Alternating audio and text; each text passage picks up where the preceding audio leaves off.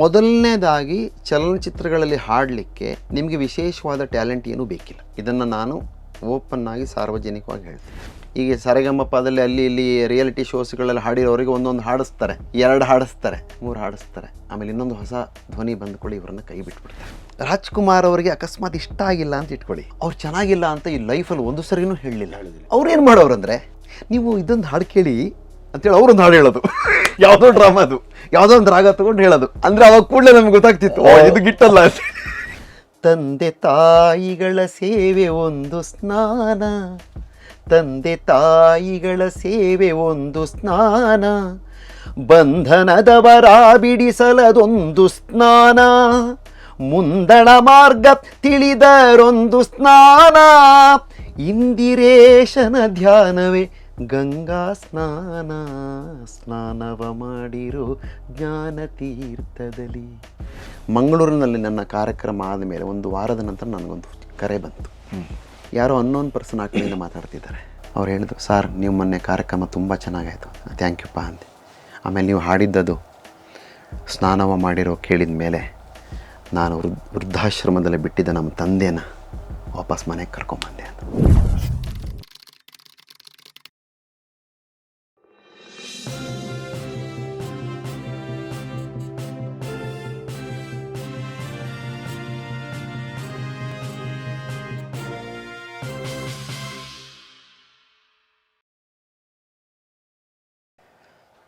So ಈ ರೀತಿಯ ಒಂದು ಹೋರಾಟ, ಆಮೇಲೆ ಕಷ್ಟ ಸಂಕಟ, ದುಡಿದದ್ದಕ್ಕೂ ಸರಿಯಾದ ರೀತಿಯಲ್ಲಿ ಪ್ರತಿಫಲ ಸಿಗದೇ ಇರುವಂಥ ಈ ಎಲ್ಲ ಸಂಕರಗಳನ್ನು ಎದುರಿಸಿ ಬೆಂಗಳೂರಲ್ಲಿ ಶಂಕರ್ ಶಾನ್ಭಾಗ್ ಆಗಿ ನಿಂತ ಕಥೆ ಮುಂದುವರಿಯೋದು ಹೇಗೆ? ಅದು ಮುಂದಿನ ನಿಮ್ಮ ಜೀವನದಲ್ಲಿ ಚಿತ್ರರಂಗದಿಂದ ದೂರ ಆದ್ರಿ, ಆಮೇಲೆ ನೀವು ಬಹುಶಃ ಕಾವ್ಯ ಸಂಗೀತ ಲೋಕಕ್ಕೆ, ಸುಗಮ ಸಂಗೀತ ಲೋಕಕ್ಕೆ ಈ ರೀತಿಯ ಪಾದಾರ್ಪಣೆ ಮಾಡಿದ್ರಿ ಅಂತ ಅಂದ್ಕೊಳ್ತೇನೆ ನಾನು. ಹೌದು, ಈಗ ಚಲನಚಿತ್ರವೇ ಒಂದು ಜೀವನದ ಮಾರ್ಗವಲ್ಲ ಅಂತ ನಾನು ಕಂಡುಕೊಂಡ ನಂತರ. ಹೌದು, ನೀವು ಬೇಗ ಕಂಡುಕೊಂಡ್ರಿ, ಆದರೆ ಬೇಗ ಕಂಡುಕೊಳ್ಳದೇನೆ ತುಂಬ ಜನ ಅದರಲ್ಲಿ ಇನ್ನೂ ಹೋರಾಡ್ತಾ ಇದ್ದಾರೆ. ನಾನು ಯಾವಾಗಲೂ ಹೇಳ್ತಿರ್ತೀನಿ, ಚಲನಚಿತ್ರ ಗೀತೆಗಳು, ನನ್ನ ವಿದ್ಯಾರ್ಥಿಗಳಿಗೂ ನಾನು ಇದನ್ನು ಸ್ಪಷ್ಟವಾಗಿ ಗಟ್ಟಿಯಾಗಿ ಹೇಳ್ತೀನಿ. ಏನಂದರೆ, ಚಲನಚಿತ್ರರಂಗ ಒಂದು ಮಿಣುಕು ಹುಳುತ್ತರ ಅಂತ. ಕರೆಕ್ಟು. ಈಗ ನನ್ನ ತುಂಬ ವಿದ್ಯಾರ್ಥಿನಿ ಕೆಲವರು ಹಾಡ್ತಾ ಇದ್ದಾರೆ, ಇದರಲ್ಲಿ ವಿದ್ಯಾರ್ಥಿನಿಯರು ಕೆಲವರು ಹಾಡ್ತಾರೆ, ವಿದ್ಯಾರ್ಥಿಗಳು ಕೆಲವರು ಚಲನಚಿತ್ರರಂಗದಲ್ಲಿ ಹಾಡ್ತಾ ಇದ್ದಾರೆ. ಅವರಿಗೆಲ್ಲ ನಾನು ಕಿವಿ ಮಾತು ಹೇಳಿದ್ದೇನೆಂದರೆ, ದಿಸ್ ಈಸ್ ನಾಟ್ ಪರ್ಮನೆಂಟ್. ಈಗ PBS ಜಾನಕಿ ಅಮ್ಮ ಅವರು, ಚಿತ್ರಮ್ಮ ಅವರು, P. ಸುಶೀಲಾ ಅವರು, LR ಈಶ್ವರಿ ಅವರು, ಆ ಸಂದರ್ಭ ಬೇರೆ.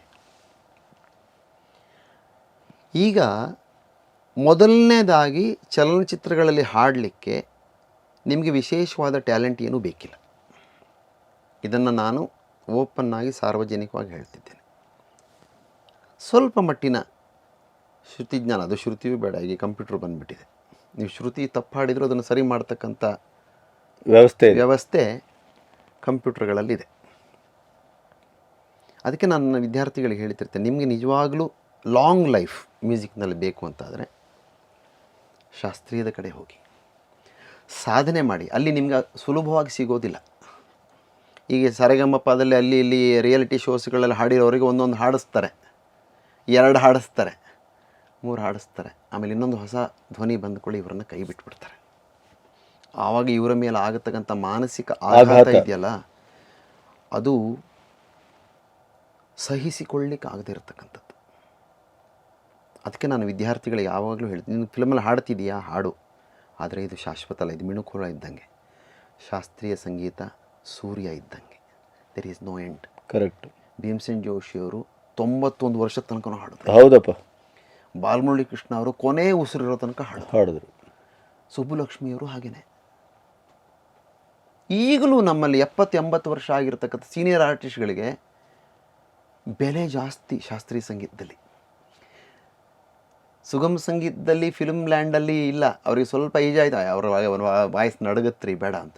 ಅಲ್ಲಿ ಯಾಕೆ ಮರ್ಯಾದೆ ಅಂದರೆ ಅವರು ಶಾಸ್ತ್ರೀಯ ಕಲೆಯಲ್ಲಿ ಪಕ್ವರಾಗಿದ್ದಾರೆ ಅಂತ. ಅವರಿಂದ ಏನಾದ್ರು ಕಲಿಯೋಕ್ಕೆ ಸಿಗುತ್ತೆ ನಮಗೆ. 50-60 ವರ್ಷದ ಸಾಧನೆಯಿಂದ ಅವ್ರು ಏನಾದರೂ ಹೊಸದನ್ನು ಹೇಳ್ತಾರೆ, ಒಂದು ರಾಗದಲ್ಲಿ ಹೊಸ ಹೊಳವು ಸಿಗುತ್ತೆ ನಮಗೆ, ಒಂದೇನೋ ಹೊಸ ಒಂದು ಸಂಗತಿ ಸಿಗುತ್ತೆ, ಹೊಸ ಚಿಂತನೆ ಸಿಗುತ್ತೆ ಅಂತ ಹುಡುಕ್ತಾರೆ, ಬಂದು ಕೂತ್ಕೊಂಡು ಕೇಳ್ತಾರೆ. ಆಮೇಲೆ ಗೌರವ ಇದೆ. ಚಲನಚಿತ್ರ ರಂಗದಲ್ಲಿ ಏನಿದೆ? ಯಾರಾದರೂ ಸಿಂಗರ್ಸು ಚಪ್ಪಲಿ ಬಿಟ್ಟು ಹಾಡಿದ್ದನ್ನು ನೋಡಿದ್ದೀರಾ ನೀವು? ಯೋಚನೆ ಮಾಡಿ ನೋಡಿ. ಬಹುಶಃ ರಾಜ್ಕುಮಾರ್ ಹಾಡಿರ್ಬೋದು ಅಂತ. ರಾಜ್ಕುಮಾರು ಹಾಕ್ತಿದ್ರೋ ಇಲ್ವೋ ನಾನು ಅಷ್ಟು ಗಮನಿಸಲಿಲ್ಲ. ಆದರೆ ಅವರು ಫಿಲ್ಮ್ ಸಾಂಗ್ಸು ಕೆಲವು ಸರಿ ಇದನ್ನೆಲ್ಲ ಹಾಡುವಾಗ ಹಾಕ್ಕೊಳ್ತಿದ್ರು. ಅದು ಸ್ಟೇಜಲ್ಲೂ ನೋಡಿದೆ ನಾನು. ಆದರೆ ರಾಯರ ಹಾಡುಗಳನ್ನ ಹಾಡುವಾಗ ಹಾಕ್ತಿರ್ಲಿಲ್ಲ. ಆಮೇಲೆ ಬಹುತೇಕವಾಗಿ ಭಕ್ತಿಗೀತೆಗಳು ಅವ್ರು ಏನು ಮಾಡ್ತಿದ್ರು ಅಂದರೆ 2 ಹಂತಗಳನ್ನು ಇಟ್ಕೊಳ್ತಾ ಇದ್ರು. ಹೌದು. ಮೊದಲನೇ ಹಂತದಲ್ಲಿ ಅವರು ಬಿಳಿ ಪಂಚೆ ಬಿಳಿ ಜುಬ್ಬ ಶರ್ಟ್ ಹಾಕ್ಕೊಂಡು ಬರ್ತಿದ್ರು, ರಾಯರ ಹಾಡುಗಳು ಅಯ್ಯಪ್ಪನ ಹಾಡುಗಳನ್ನ ಹಾಡ್ತಿದ್ರು. ನಂತರ ಅವರು ವೇದಿಕೆ ನೆಂಟರಾಗೋದೇ ಭಾಳ ಮಜಾ. ಆವಾಗ ಅವರು ಶರ್ಟು ಪ್ಯಾಂಟು ಎಲ್ಲ ಹಾಕ್ಕೊಂಡು ಬರ್ತಿದ್ರು. ಆಮೇಲೆ ರಾಜ್ಕುಮಾರ್ ಅವ್ರನ್ನ ನಾವು ಬೇರೆ ಯಾರಿಗೂ ಹೋಲಿಸೋಕ್ಕೆ ಆಗೋದಿಲ್ಲ. ಮತ್ತು ನೀವು ಹೇಳಿದ ಒಂದು ಮಾತಿಗೆ ಕೌಂಟ್ರಾಗಿ ಹೇಳೋದಿದ್ದರೆ, ಬಹುಶಃ ಸಂಗೀತದ ಸಾಧನಾ ಕ್ಷೇತ್ರದಲ್ಲಿ ಅವರ ಇರುವ ಕೊನೆಯ ಉಸಿರಿರುವವರೆಗೂ ಅವರಿಗೆ ಒಂದು ಬೆಲೆ ಇದ್ದದ್ದನ್ನು ಮತ್ತು ಅವರಿಗೆ ಆ ಶ್ರೇಯಸ್ಸಿರುವುದನ್ನು ನಾವು ಹೇಗೆ ಗಮನಿಸ್ತೇವೆ ಅಂತ ನೀವು ಹೇಳಿದ್ರಿ. ಪ್ರಾಯಶಃ ಶಾಸ್ತ್ರೀಯ ಸಂಗೀತದ 10-12-14 ವರ್ಷದ ಅಧ್ಯಯನ ಮತ್ತು ಸಾಧನೆಯ ಮೂಲಕ ಬಂದಿರೋದ್ರಿಂದ ರಾಜ್ಕುಮಾರ್ ಅವ್ರಿಗೆ ಕೊನೆವರೆಗೂ ಅದೇ ಅವರ ಕಣಕಣದಲ್ಲೂ ಸಂಗೀತ ಇತ್ತು. ಯಾಕೆಂದ್ರೆ ನಾವು ಕಂಪೋಸಿಂಗ್ ಅವ್ರ ಮನೇಲೇ ಮಾಡ್ತಿದ್ವಿ.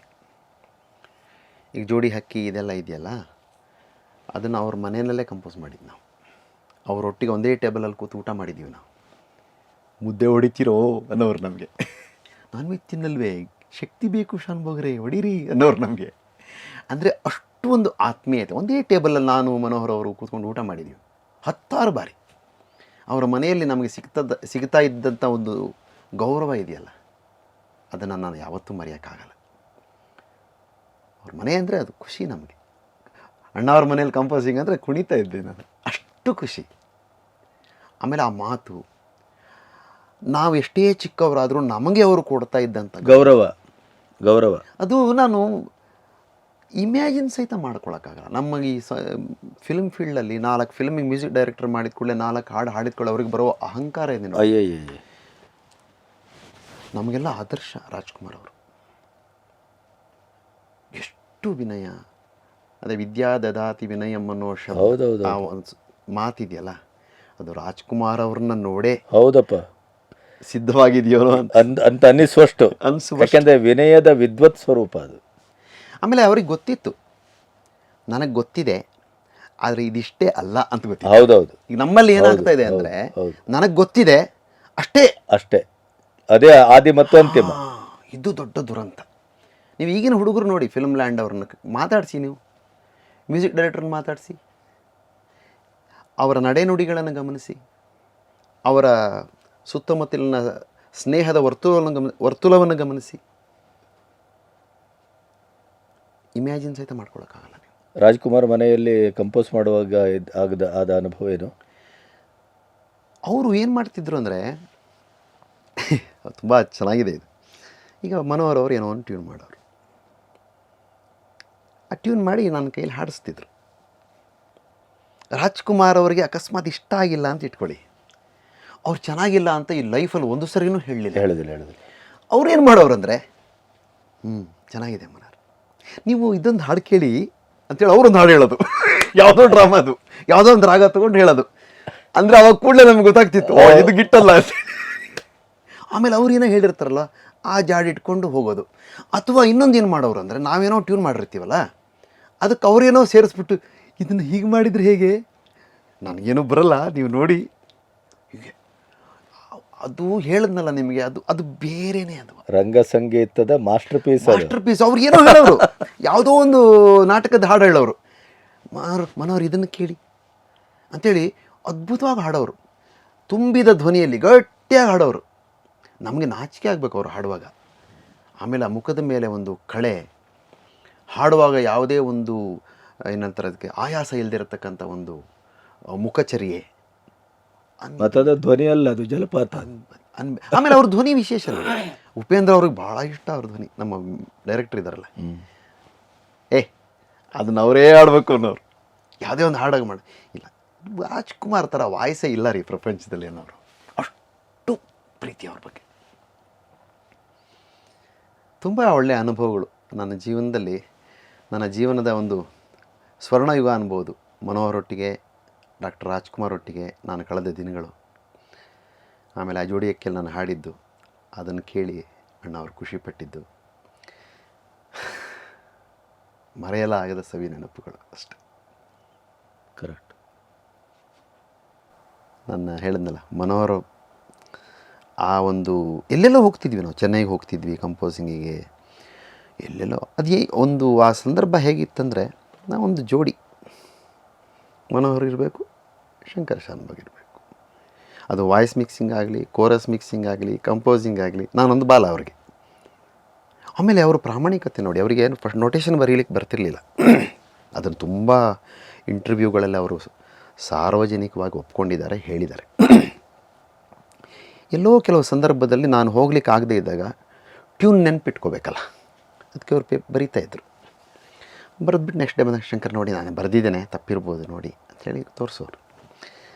ಹಾಗಾಗಿ ಈಗ ನಾನು ಅವ್ರಿಗೆ ಹೇಳಿದೆ, ನೋಡಿ 2 ಅಕ್ಷರ ಬರಬೇಕಂದ್ರೆ ಹಿಂಗೆ ಬರೀಬೇಕು, 3 ಅಕ್ಷರ ಅಂದರೆ ಹಿಂಗೆ ಬರೀಬೇಕಂತ ಹೇಳ್ಕೊಟ್ಟು, ಅವರೊಬ್ಬ ವಿದ್ಯಾರ್ಥಿಯ ಥರ ಅದನ್ನು ಕಲಿತರು. ಅವರಿಗೆ ಶಾಸ್ತ್ರೀಯ ಸಂಗೀತದ ಯಾವುದೇ ಒಂದು ಗಂಧಗಾಳಿ ಇಲ್ಲದಂಥ ಮನೋಹರ್ ಅವರು ನೋಟೇಷನ್ ಬರೆಯೋಕ್ಕೆ ಕಲಿತರು. ಎಷ್ಟು ಚೆನ್ನಾಗಿ ಬರೀತಾ ಇದ್ರು ಅಂದರೆ, ಕೊನೆಗೆ ಅವ್ರು ನೋಟೇಷನ್ ಕೊಟ್ಟು ಕೂಡಲೇ ನಾನು ಹಾಡ್ತಿದ್ದೆ ಅದನ್ನು. ಅಂದರೆ ಅವರ ಆ ಪಕ್ವವಾದ ಒಬ್ಬ ಮ್ಯೂಸಿಕ್ ಡೈರೆಕ್ಟರ್ ಒಳಗೆ ಒಬ್ಬ ವಿದ್ಯಾರ್ಥಿ ಜೀವಂತವಾಗಿದ್ದ. ಇದು ಕಲಿಕೆ. ಕೊನೆಯ ಕ್ಷಣದವರೆಗೆ ಇವತ್ತಿಗೂ ಸಿಕ್ಕಿದಾಗ ಅಕಸ್ಮಾತ್ ಸಂಶಯ ಇದ್ರೆ ಅವ್ರು ಫೋನ್ ಮಾಡ್ತಾರೆ, ಇದು ಯಾವ ರಾಗ, ಇದು ಹೆಂಗೆ ಬರುತ್ತೆ. ಹಾಗಾಗಿ ಅವರು ಕಲಿತಾನೇ ಇದ್ದಾರೆ, ಬೆಳೀತಾನೇ ಇದ್ದಾರೆ. ಕೆಲವರು ನಾವೆಲ್ಲ ಕಲ್ತಿದ್ದೇವೆ ಅಂದ್ಕೊಂಡು ನಿಂತ ನೀರಾಗಿದ್ದಾರೆ, ಪಾಚಿಗಟ್ಟಿದೆ, ಕ್ಷೇತ್ರದಿಂದ ಹೌದು ಹೊರಗೂ ಹೋಗಿದ್ದಾರೆ. ಇವತ್ತಿಗೂ ಮನೋಹರ್ ಮಾಡ್ತಿದ್ದಾರೆ. ಅಲ್ಲಿ ಮತ್ತೆ ಪಾಚಿಗಟ್ಟಿ ಇತ್ಯಾದಿ ಆಗಿ ಅಲ್ಲಿಂದ ರಾಗ ಬರ್ತಾ ಇಲ್ಲ, ರೋಗ ಬರ್ತಾ ಇದೆ. ಪಾಚಿ ಕಟ್ಟಿದ ಮೇಲೆ ಇನ್ನೇನು ಹೇಳಬೇಕು, ಹೇಳಿದ್ನಲ್ಲ, ನಿಮ್ಮ ಪಾಚಿ ಕಟ್ಟಲಿಕ್ಕೆ ಬಿಡಬಾರ್ದು. ಈಗ ನಾನು ಈಗಲಾದರೂ ಸಹಿತ ನಾನು ಯಾವುದಾದ್ರು ಕಾರ್ಯಕ್ರಮ ಇದ್ದರೆ ಮನಸ್ಸಲ್ಲೇ ಇರುತ್ತೆ. ಒಂದು ಮುಖ್ಯವಾದ, ಮೊನ್ನೆ ಒಂದು ಉಡುಪಿಯಲ್ಲಿ ಒಂದು ಕಾರ್ಯಕ್ರಮ ಆಯಿತು, ನಿದ್ದೆ ಬರಲ್ಲ. ಏನು ಮಾಡ್ಬೋದು, ಏನು ಹಾಡ್ಬೋದು, ಏನು ಹೇಳ್ಬೋದು. ಆಮೇಲೆ ನನ್ನ ಅಪ್ರೋಚ್ ಇದೆಯಲ್ಲ ನನ್ನ ಕಚೇರಿಗಳಿಗೆ, ಅದು ತುಂಬ ಬೇರೆ ಅಂತ ನನಗನ್ಸುತ್ತೆ. ಜನನೂ ಅದನ್ನು ಇಷ್ಟಪಟ್ಟಿದ್ದಾರೆ. ನಾನು ಹೇಗೆ ಮಾಡ್ತೀನಿ ಅಂದರೆ, ಒಂದು ಹಾಡಿಗೆ ನಾನು ಮಾನಸಿಕವಾಗಿ ಶ್ರೋತೃಗಳನ್ನು ತಯಾರಿ ಮಾಡ್ತೇನೆ ವೇದಿಕೆ ಮೇಲೆ. ಉದಾಹರಣೆಗೆ, ಒಂದು ಹೆತ್ತ ತಾಯಿ ತಂದೆಗಳ ಚಿತ್ತವನ್ನು ವಹಿಸಿ ಅಂತ ಒಂದು ಹಾಡಿದ್ದರೆ, ಅದಕ್ಕೆ ಮುನ್ನುಡಿಯಾಗಿ ನಾನು 3 ನಿಮಿಷ ಮಾತಾಡ್ತೀನಿ. ನೋಡಿ, ನಮ್ಮ ಪ್ರಾರ್ಥನೆಗಳ ಪ್ರಾರಂಭ ಆಗೋದೇ ಮಾತೃದೇವೋಭವ, ಪಿತೃದೇವೋಭವ, ಆಚಾರ್ಯ ದೇವೋಭವ, ಅತಿಥಿ ದೇವೋಭವ ಅಂತ. ಈಗ ಪರಿಸ್ಥಿತಿ ಹೇಗಾಗಿದೆ, ಎಲ್ಲಿ ನೋಡಿದ್ರಲ್ಲಿ ನಮಗೆ ವೃದ್ಧಾಶ್ರಮಗಳು ಕಾಣ್ತಾ ಇದ್ದಾವೆ. ಪುರಂದರದಾಸರ ಆರಾಧನೆ ಮಾಡ್ತೀವಿ, ಅವ್ರು ಹೇಳಿದ್ದನ್ನು ಕೇಳ್ತಿಲ್ಲ ನಾವು. ನೋಡಿ, ಪುರಂದರದಾಸರು ಹೀಗೆ ಹೇಳಿದ್ದಾರೆ ಅಂತ ಒಂದು ಸಣ್ಣ ಲಿಂಕ್, ಅದು ಶ್ರೋತೃಗಳನ್ನು ಯೋಚನೆಗೆ ಈಡು ಮಾಡುತ್ತೆ, ಚಿಂತನೆಗೆ ಹಚ್ಚುತ್ತೆ. ಮನೆಗೆ ಹೋಗುವಾಗ ಒಂದು ಟೇಕವೇ ಇರುತ್ತೆ. ಹೌದಲ್ವಾ, ಶಂಕರ್ ಅವ್ರು ಹೇಳಿದ್ದು, ನಾನು ನಮ್ಮ ತಂದೆ ತಾಯಿನ ಬಿಟ್ಟಿದ್ದೀನಲ್ವಾ. ನೀವು ನಂಬೋದಿಲ್ಲ, ಮಂಗಳೂರಿನಲ್ಲಿ ಒಂದು ಕಾರ್ಯಕ್ರಮ ಇತ್ತು, ವೃದ್ಧಾಶ್ರಮದ ಓಪನಿಂಗ್ ಸೆರೆಮನಿ. ಯೋಚನೆ ಮಾಡಿ, ನನಗೆ ಅದು ಹೇಳಿರಲಿಲ್ಲ ಅವರು, ಅದು ಮಠದವ್ರು ನನಗೆ ಬುಕ್ ಮಾಡಿದ್ರು. ಅಲ್ಲಿ ಹೋದ್ಮೇಲೆ ನಂಗೆ ಗೊತ್ತಾಯಿತು. ನನಗೆ ಕರೆದವ್ರಿಗೆ ನಾನು ಏನು ಹೇಳಬೇಕು, ಇಷ್ಟು ನನ್ನ ಅಂದರೆ ಅವರ ದೃಷ್ಟಿಯಿಂದ ಉದ್ದಟತನ ಅಂದರೆ, ಇದು ನಮ್ಮ ಸಮಾಜಕ್ಕೆ, ನಮ್ಮ ಸಂಸ್ಕೃತಿಗೆ ಹೇಳಿದ್ದಲ್ಲ. ತಂದೆ ತಾಯಿಗಳನ್ನು ವೃದ್ಧಾಪ್ಯದಲ್ಲಿ ಮನೆಯಿಂದ ಹೊರಗೆ ಹಾಕೋದು ನಮ್ಮ ಸಂಸ್ಕೃತಿ ಅಲ್ಲ. ಇದು ನಾನು ಹೇಳಿದ್ದಲ್ಲ, ನಮ್ಮ ಆಧಾರ ಇದೆ, ನಮ್ಮ ಪ್ರಾರ್ಥನೆ ಹೀಗೆ ಪ್ರಾರಂಭ ಆಗುತ್ತೆ. ಪುರಂದರದಾಸರು ಹೇಳ್ತಾರೆ, ತಂದೆ ತಾಯಿಗಳ ಸೇವೆಯೇ ಒಂದು ಸ್ನಾನವ ಮಾಡಿರೋ ಜ್ಞಾನತೀರ್ಥದಲ್ಲಿ ಅಂತ ಒಂದು ಹಾಡಿದೆ. ಇದನ್ನು ಹೇಳಿ, ನಿಮ್ಮ ಜನ್ಮ ಜನ್ಮಾಂತರದ ಪಾಪಗಳನ್ನು ಕಳೀಬೇಕಾದ್ರೆ ಗಂಗಾ ಸ್ನಾನ ಮಾಡಬೇಕಾಗಿಲ್ಲ, ತಂದೆ ತಾಯಿಗಳ ಸೇವೆ ಮಾಡಿ ಸಾಕು ಅಂತ. ಇದನ್ನೇ ಪುರಂದರದಾಸರು ಸಾರಿದ್ದು. ಇದು ನಾನು ಹಾಡೋದಕ್ಕೂ ಬೇರೆಯವರು ಹಾಡೋದಕ್ಕೂ ಇರತಕ್ಕಂಥ ವ್ಯತ್ಯಾಸ. ನಾನು ಅದನ್ನು ಅರ್ಥ ಮಾಡಿಕೊಂಡು ಜನರಿಗೆ ಅರ್ಥ ಮಾಡಿಸೋ ಪ್ರಯತ್ನ ಮಾಡ್ತೀನಿ. ಇದರಿಂದ ದೊಡ್ಡ ಸಮಾಜ ಸುಧಾರಣೆ ಆಗುತ್ತೆ ಅಂತಕ್ಕಂಥ ಒಂದು ಭ್ರಮೆಯಲ್ಲಿ ನಾನಿಲ್ಲ. ಆದರೆ ನನ್ನ ಪ್ರಯತ್ನ ನಾನು ಮಾಡ್ತೇನೆ.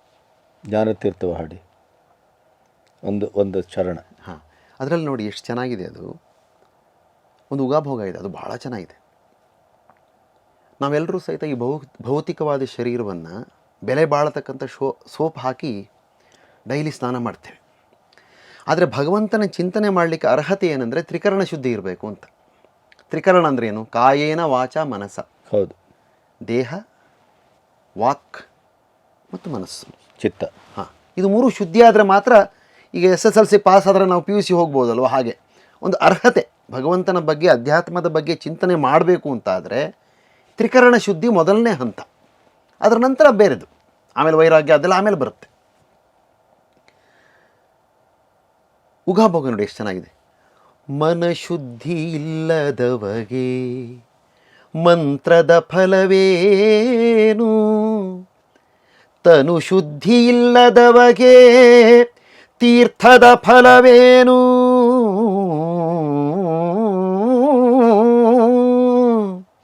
ಮಿಂದಲ್ಲಿ ಫಲವೇನು ಮೀನು ಮೊಸಳೆಯಂತೆ. ಸ್ನಾನದಿಂದಲೇ ಮುಕ್ತಿ ಸಿಗುತ್ತೆ ಅನ್ನೋ ಹಾಗಿದ್ರೆ ಮೀನು ಮೊಸಳೆ ಅವರು ಫಸ್ಟು ಮುಕ್ತಿಗೆ ಅರ್ಹರಾದ ವ್ಯಕ್ತಿಗಳು ಯಾರಾದರೂ ಇದ್ದಾರೆ ಅಂತಾದರೆ ಮೀನು ಮೊಸಳೆಗಳು, ಯಾಕಂದ್ರೆ ಗಂಗೆಯಲ್ಲೇ ಇರುತ್ತದು. ಆ ಥರ ಅಲ್ಲ ಸ್ನಾನ ಮಾಡೋದು ಹೇಳ್ತಾರೆ ಅವರು. ಮಿಂದಲ್ಲಿ ಫಲವೇನು, ಇವರು ಬಾಹ್ಯ ಶುದ್ಧಿ ಮತ್ತು ಅಂತರಂಗ ಶುದ್ಧಿ ಬಗ್ಗೆ ಹೇಳ್ತಿದ್ದಾರೆ. ಬಸವಣ್ಣವರು ಅದನ್ನೇ ಹೇಳಿದರು, ಆಮೇಲೆ ಹೇಳ್ತೀನಿ ಅದನ್ನು. ಮಿಂದಲ್ಲಿ ಫಲವೇನು ಮೀನು ಮೊಸಳೆಯಂತೆ, ನಿಂದಲ್ಲಿ ಫಲವೇನು ಶ್ರೀಶೈಲದ ಕಾಗೆಯಂತೆ. ಒಂದೇ ಕಾಲ ನಿಂತ್ಕೊಂಡು ತಪಸ್ಸು ಮಾಡುತ್ತಲ್ಲ ಕಾಗೆ, ಏನು ಪ್ರಯೋಜನ ಇಲ್ಲ ಅಂತ. ಹೊರಗೆ ಮಿಂದು ಒಳಗೆ ಮೀಯದವರ ಕಂಡು ಬೆರಗಾಗಿ ನಗುತ್ತಿದ್ದ ಪುರಂದರ ವಿಠಲ. ಎಷ್ಟು ಚೆನ್ನಾಗಿದೆ, ಎಂಥ ಅದ್ಭುತ. ನಾವು ಬಾಹ್ಯವಾಗಿ ಸ್ನಾನ ಮಾಡ್ತೀವಿ, ಹೌದಪ್ಪ. ಒಳಗೆ ಶುದ್ಧ ಮಾಡ್ಲಿಕ್ಕಾಗತ್ತಾ? ಮನಸ್ಸು ಶುದ್ಧ ಮಾಡ್ಲಿಕ್ಕಾಗತ್ತಾ? ಸ್ನಾನ ಮಾಡುವಾಗಲೇ ಮನಸ್ಸು ಕೆಟ್ಟ ಯೋಚನೆ ಮಾಡ್ತಿರ್ತೀವಿ. ಹೌದೌದೌದು. ಸ್ನಾನವ ಮಾಡಿರೋ ಜ್ಞಾನ ತೀರ್ಥದಲ್ಲಿ, ಸ್ನಾನವ ಮಾಡಿರೋ ಜ್ಞಾನ ತೀರ್ಥದಲ್ಲಿ, ನಾನು ನೀನೆಂಬ ಅಹಂಕಾರವ ಬಿಟ್ಟು ಸ್ನಾನವ ಮಾಡಿರೋ ಜ್ಞಾನ ತೀರ್ಥದಲ್ಲಿ. ತಂದೆ ತಾಯಿಗಳ ಸೇವೆ ಒಂದು ಸ್ನಾನ, ತಂದೆ ತಾಯಿಗಳ ಸೇವೆ ಒಂದು ಸ್ನಾನ, ಬಂಧನದವರ ಬಿಡಿಸಲದೊಂದು ಸ್ನಾನ, ಮುಂದಣ ಮಾರ್ಗ ತಿಳಿದರೊಂದು ಸ್ನಾನ, ಇಂದಿರೇಶನ ಧ್ಯಾನವೇ ಗಂಗಾ ಸ್ನಾನ, ಸ್ನಾನವ ಮಾಡಿರೋ ಜ್ಞಾನ ತೀರ್ಥದಲ್ಲಿ. ತನ್ನೊಳು ತಾನೇ ತಿಳಿದರೊಂದು ಸ್ನಾನ, ನೋಡಿ ಎಷ್ಟು ಚೆನ್ನಾಗಿದೆ ಇದು. ಅನ್ಯಾಯ ನುಡಿಯದಿದ್ದರೊಂದು ಸ್ನಾನ, ನಾನು ಆಗ್ಲಿಂದ ಹೇಳುತ್ತಿದ್ದ ಅದು ಬರುತ್ತೆ ನೋಡಿ. ಅನ್ಯಾಯ ಮಾಡದಿರಲು ಒಂದು ಸ್ನಾನ, ತನ್ನೊಳು ತಾನೇ ತಿಳಿದರೊಂದು ಸ್ನಾನ, ಅನ್ಯಾಯ ನುಡಿಯದಿದ್ದರೊಂದು ಸ್ನಾನ, ಅನ್ಯಾಯ ಮಾಡದಿರಲು ಒಂದು ಸ್ನಾನ, ಚೆನ್ನಾಗಿ ಹರಿಯ ನೆನೆಯೇ ಗಂಗಾ ಸ್ನಾನ, ಸ್ನಾನವ ಮಾಡಿರೋ ಜ್ಞಾನ ತೀರ್ಥದಲ್ಲಿ. ಇದರ ಬಗ್ಗೆ ಚಿಕ್ಕದಾಗಿ ಒಂದು ಪೀಠಿಕೆಯನ್ನು ಹಾಕಿ ಮಾನಸಿಕವಾಗಿ ಶ್ರೋತೃಗಳನ್ನು ತಯಾರು ಮಾಡಿ ಇದನ್ನು ಹಾಡಿದ್ರೆ ಏನಾಗುತ್ತೆ ಅನ್ನೋದಕ್ಕೆ ಉದಾಹರಣೆ. ಮಂಗಳೂರಿನಲ್ಲಿ ನನ್ನ ಕಾರ್ಯಕ್ರಮ ಆದಮೇಲೆ ಒಂದು ವಾರದ ನಂತರ ನನಗೊಂದು ಕರೆ ಬಂತು. ಯಾರೋ ಅನ್ನೋನ್ ಪರ್ಸನ್ ಆ ಕಡೆಯಿಂದ ಮಾತಾಡ್ತಿದ್ದಾರೆ.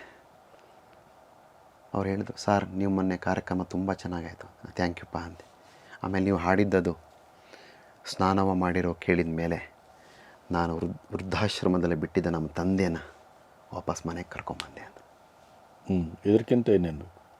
ಇದು ದಾಸ ಸಾಹಿತ್ಯದ ಸಾರ್ಥಕತೆ. ಇದು ನನ್ನ ಸಾರ್ಥಕತೆ ಅಂತ ನಾನು ಹೇಳೋದಿಲ್ಲ. ದಾಸ ಸಾಹಿತ್ಯದ ರಚನೆ ಆಗಿರೋದೇ ಬೇರೆ ಬೇರೆ ಚಿಂತನೆಗಳಿದೆ. ಅದರ ಸಾಮಾಜಿಕ ಚಿಂತನೆ ಇದೆ, ಅಧ್ಯಾತ್ಮ ಇದೆ, ಸೈದ್ಧಾಂತಿಕ ಚಿಂತನೆ ಇದೆ, ಭಕ್ತಿ ಇದೆ, ಜ್ಞಾನ ಇದೆ, ವೈರಾಗ್ಯ ಇದೆ, ಎಲ್ಲವನ್ನು ಒಂದು ಪ್ಯಾಕೇಜ್ ಮಾಡಿ ಕೊಟ್ಟಿದ್ದಿದ್ರೆ ಅದು ನಮ್ಮ ವಚನ ಮತ್ತು ಸಾಹಿತ್ಯ. ಬದುಕಿಗೆ ಒಂದು ದರ್ಶನ ಇದೆ ಮತ್ತು ಸೂಚನೆ ಇದೆ. ಅದೇನೆ ಸಾಮಾಜಿಕ ಅಂದರೆ ಅದೇನೆ. ಯಾಕಂದರೆ